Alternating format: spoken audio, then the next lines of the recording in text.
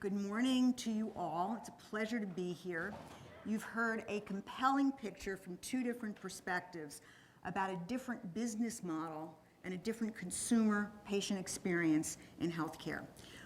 I'd like to make 2 points by way of getting started. And the first is that the system in the United States in healthcare is broken.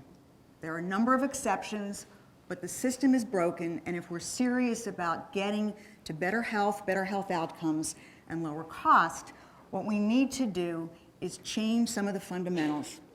And if we're going to change some of the fundamentals, then what we need to do is understand why the system doesn't work. The second point that I want to make is that business leaders and consumers, every one of you in this room, has an opportunity to make a difference and really to lead a healthcare transformation. So I want to step back and take a look at this in the broader context of the healthcare industry and look at what does it mean to essentially lead a healthcare renaissance. The first point that I want to make here is that healthcare is clearly an industry in transition. Let's talk about what it means to be an industry in transition. I'm head of a strategy consulting firm, and one of the things that we do is focus on industries in transition. We've been doing this for about 25 years, and there are a number of very specific characteristics from our perspective that define an industry in transition. One of these is changes in the regulatory environment.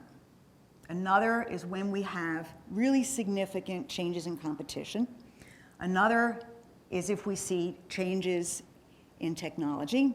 And then finally, if we see changes in market expectations. Any one of these situations will create a condition of industry in transition. And that's really important to understand, because when a company, whether it's a leading company or a company that aspires to a leadership position, wants to be in business, wants to maintain its position, and we're in this kind of a dynamic, changing transition situation in the industry, what we need to do is challenge fundamental assumptions about the business model, how we go to market, our customers, the capabilities that we have internally, and the list goes on and on.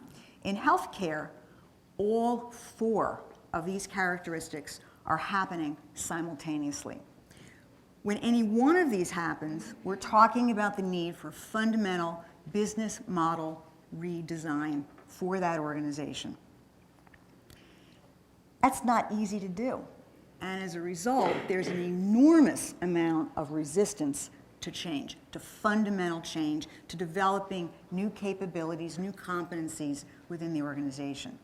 And so, not surprisingly, most organizations faced with this kind of situation tend to make minor changes within their existing business model, and yet they tout publicly and internally that they are making significant change.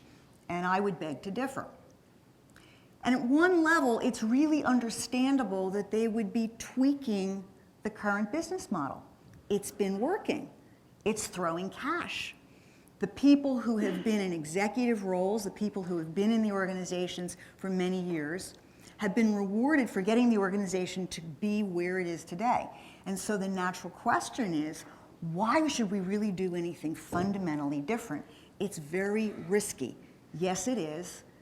But as IBM saw in the late 1980s and 1990s, when the business model with mainframes was dramatically changing, and the rest of us all understood that PCs weren't going to just be those little computers that sit by the refrigerator desk in the kitchen, that are used at home for lists and maybe doing our expenses, that they were going to be the fundamental new model for business going forward.